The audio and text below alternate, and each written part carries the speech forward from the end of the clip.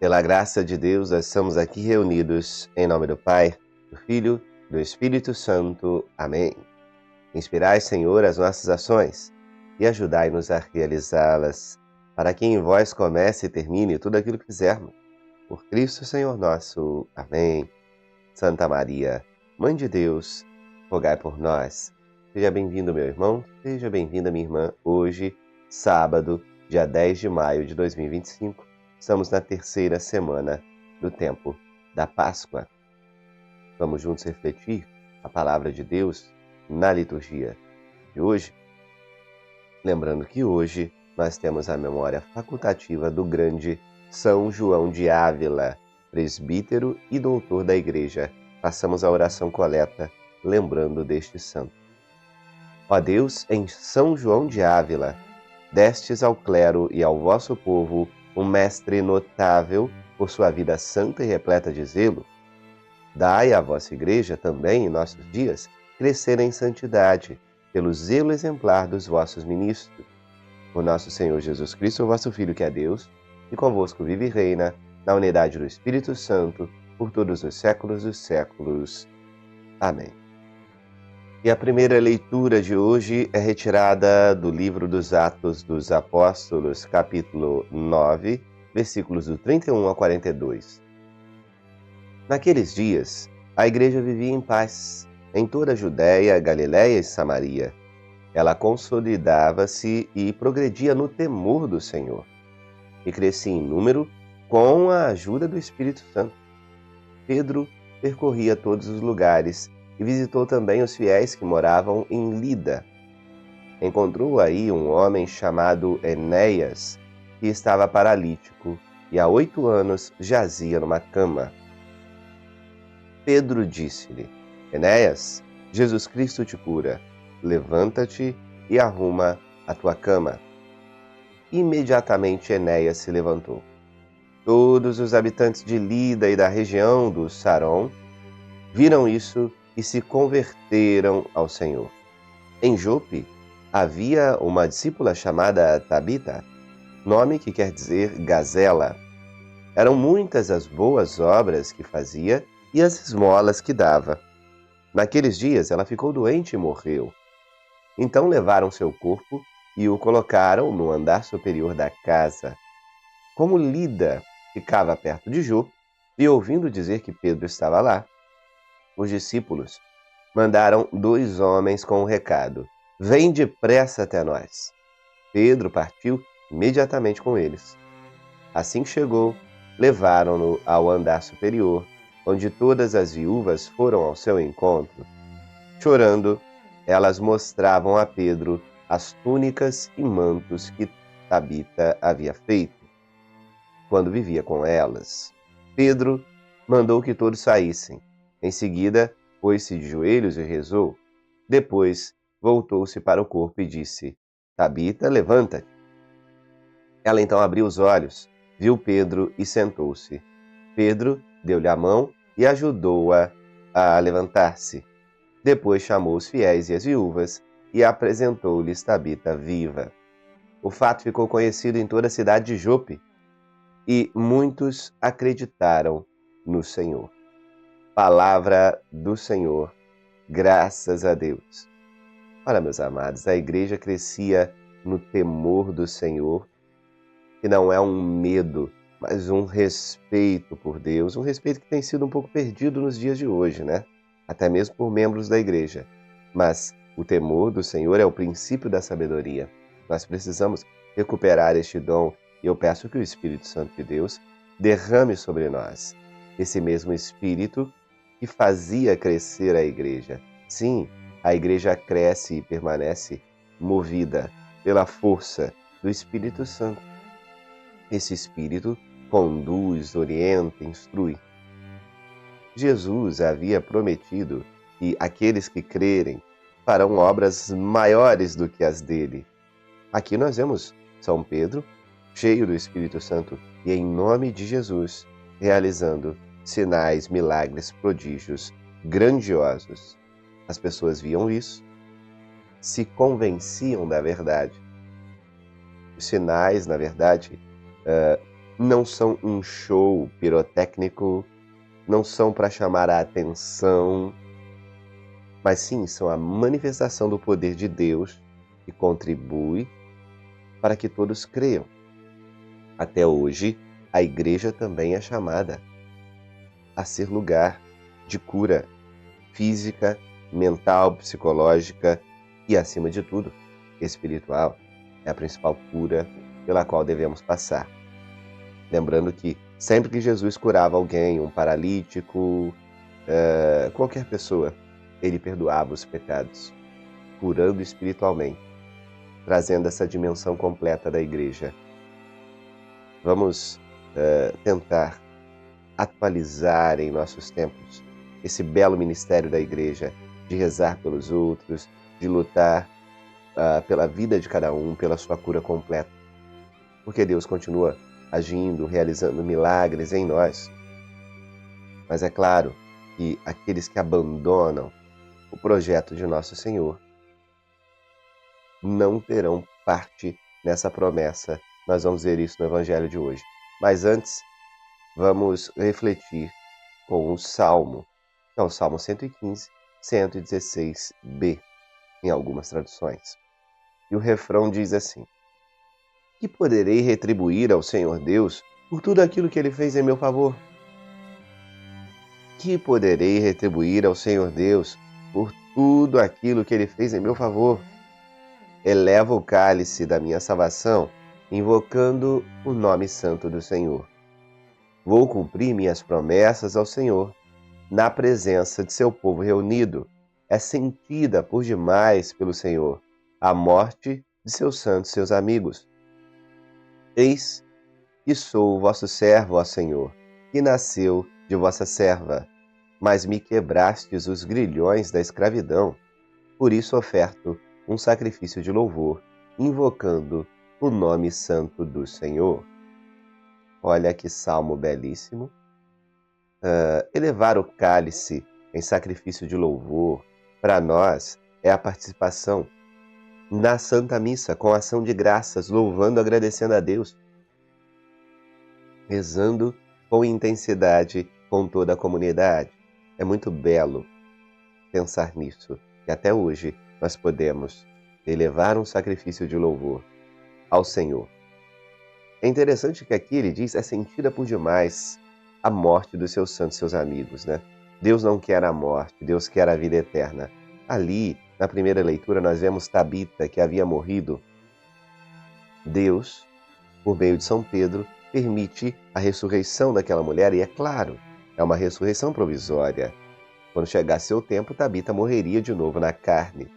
Mas isso mostra que Deus prepara a ressurreição eterna, não uma ressurreição provisória, como foi dessa mulher, também a de Lázaro e outros que Jesus ressuscitou ao longo do Evangelho. É sentida por demais. Jesus chorou a morte de Lázaro. É sentida por demais pelo Senhor a morte dos seus santos, seus amigos. Ele não quer a morte, ele quer a vida eterna. Ele se compadece, sim, inclusive sabendo a dor que gera no coração de cada ser humano a perda de alguém aqui. Mas acima de tudo isso, Deus sabe o que está fazendo. Ele sabe que há a vida eterna. Ele sabe que em algum momento todos nós teremos esse encontro pessoal e definitivo com Ele. Então, não haverá mais morte ou dor. Ele mesmo vai enxugar nossas lágrimas. Vamos para o centro da liturgia no belíssimo Evangelho de hoje. É o Evangelho de Nosso Senhor Jesus Cristo, segundo João, capítulo 6, versículos do 60 ao 69. Naquele tempo, muitos dos discípulos de Jesus que o escutaram disseram: essa palavra é dura, quem consegue escutá-la? Sabendo que seus discípulos estavam murmurando por causa disso mesmo, Jesus perguntou: isso vos escandaliza? E quando virdes o Filho do Homem subindo para onde estava antes? O Espírito é que dá a vida, a carne não adianta nada. As palavras que vos falei são espírito e vida, mas entre vós há alguns que não creem. Jesus sabia desde o início quem eram os que não tinham fé e quem havia de entregá-lo. E acrescentou: É por isso que vos disse: ninguém pode vir a mim, a não ser que lhe seja concedido pelo Pai. A partir daquele momento, muitos discípulos voltaram atrás e não andavam mais com ele. Então Jesus disse aos 12: Vós também quereis ir embora? Simão Pedro respondeu: A quem iremos, Senhor? Tu tens palavra de vida eterna. Nós cremos firmemente e reconhecemos que tu és o Santo de Deus. Palavra da salvação. Glória a vós, Senhor. Meus amados, Jesus deixa claro nesse discurso do pão da vida a nossa prioridade espiritual. Não é um desvincular-se de tudo que é carnal e terreno, porque há as necessidades materiais. E, inclusive, com essas necessidades materiais, nós podemos realizar obras de misericórdia corporais, né? Em doações, visitas, numa luta material por ajudar as pessoas. Isso é muito bom, nos aproxima de Deus, está na doutrina social da igreja. Mas, quando isso é desvinculado de uma vida de fé, de um seguimento dos mandamentos, de uma retidão moral, quando isso não é movido pelo Espírito, não vale de nada. É o Espírito que vivifica. A carne, a materialidade, essa vida terrena, passageira, não pode ultrapassar a nossa essência sobrenatural, espiritual, está ligada com Deus. A nossa alma tem sede de Deus e não é sede de criaturas. Tem muita gente, até mesmo dentro da igreja, colocando toda a esperança em realidades materiais, em doutrinas materialistas que não vão dar a resposta que o coração do ser humano anseia.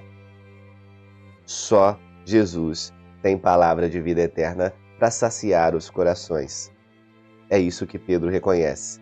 Quando muitos discípulos, infelizmente, pararam de seguir Jesus, porque estavam escandalizados com aquela palavra, para comer a carne, beber o sangue dele, eu não vou fazer isso. E foram embora. Não estavam entendendo, não deram um passo na fé. Muita gente, por às vezes não entender os mistérios, nessa época de ciência e de comprovação, às vezes a pessoa não tendo as provas cabais que precisava, ela acaba desistindo da fé católica. Uma fé centrada em Jesus, que tem a Eucaristia como alimento para a vida eterna. Né? Comemos a carne e o sangue de nosso Deus encarnado. Sim, é o alimento para a nossa caminhada rumo ao céu. Tem muita gente que não entende isso. Muitos, naquele tempo, foram embora. Pedro e os outros ficaram. E Pedro diz como liderança: A quem iremos, Senhor? Só tu tens palavras de vida eterna. Meus amados, é óbvio, evidente que São Pedro também não tinha toda a percepção da fé. E muita coisa, ele, mesmo ao longo da sua vida, ele ainda não tinha respostas. Claro que algumas coisas depois da morte e ressurreição de Cristo foram respondidas, apaziguadas no seu coração, no seu intelecto. Mas ele continuou caminhando, mesmo sem ter todas as respostas. A nossa fé, meus amados, ela é baseada em mistérios. Os sacramentos também são mistérios. São sinais visíveis de um mistério invisível. Se nós não tivermos fé para viver entendendo que há mistérios inatingíveis, inalcançáveis pela inteligência humana, se nós não tivermos essa confiança em Deus e essa fé, inclusive sobre aquilo que não entendemos, nós não conseguiremos caminhar na nossa religião. Então é preciso dar o passo da fé. Muitas vezes um salto no escuro, mas é claro que ao longo dessa caminhada, Deus revela. Quantas vezes nós não temos que tomar uma decisão, a gente reza, a gente faz a coisa, às vezes parece que está dando errado, a gente muda de planos porque não deu certo, Depois a gente olha lá na frente, tudo que eu passei era necessário. Inclusive o erro, a mudança de rota. Deus me ensinou muito nisso e fez algo muito melhor do que eu planejei inicialmente. Naquele momento da decisão, era um mistério, eu não sabia o que ia acontecer. A fé é isso, é rezar, confiar que Deus está direcionando tudo. Isso nos ajuda a não ter uma fé materialista baseada apenas num esforço humano. É claro que com a graça de Deus nós temos que fazer boas obras, mas a obra por si sem fé, ela também é morta. Se a fé sem obras é morta, obras sem fé são desprovidas de espiritualidade e vida. Então, o pão da vida, o alimento, mesmo que as palavras sejam duras, não só com relação à Eucaristia, mas também com relação à fé, moral, costumes, tudo que Jesus ensinou. Será que hoje em dia nós também não vemos pessoas querendo mudar o Evangelho, trazer uma versão mais leve? Será que isso não é um atual dizer, essa palavra é dura demais? Só que infelizmente, né, em vez de deixarem a estrutura da igreja como aqueles fizeram, muitos querem entrar na igreja e mudar aquilo que a igreja acredita. Isso nós não podemos aceitar. É claro, a nossa fé, mesmo que alguns membros corruptos da igreja possam errar, e a gente reza por eles, não julgamos, mesmo que existam erros doutrinais em tempos difíceis, em que o mundo faz uma pressão enorme, mesmo diante disso tudo, a nossa fé é inegociável. Jesus ali foi pressionado pelo mundo, pelas pessoas que estavam à sua volta. E ele não mudou uma vírgula daquilo que tinha dito. Vocês estão achando isso duro? Imagina quando vocês virem o Senhor indo para o céu com os anjos. A palavra é dura, em muitos momentos será. Mas para acolher essa palavra em plenitude, é preciso ter fé. Fé que aqueles que querem seguir o mundo ou formar mecanismo para dialogar politicamente com instituições anticristãs, esses já perderam a fé. Esses não estão vivendo o Evangelho. A gente reza por tudo isso e a gente entrega o nosso coração a Deus, porque Ele sabe que, movidos pelo Espírito, nós alcançaremos a vida eterna, mesmo no meio das tribulações. A quem iremos? Só tu tem palavras de vida eterna, palavras que não serão mudadas nunca por nenhum esforço humano, mesmo que seja um esforço de dentro da estrutura humana da igreja, porque a estrutura espiritual não erra. Ela está enraizada em nosso Senhor Jesus Cristo. Agora, homens que estão ali podem cometer erros. A gente reza, a gente permanece na fé, estudando, meditando, sempre pedindo a Deus a graça de sermos fiéis a Ele e nos sustentarmos no temor do Senhor, movidos pelo Espírito Santo, que é o que manteve a igreja nascente, é o que mantém a igreja atual também.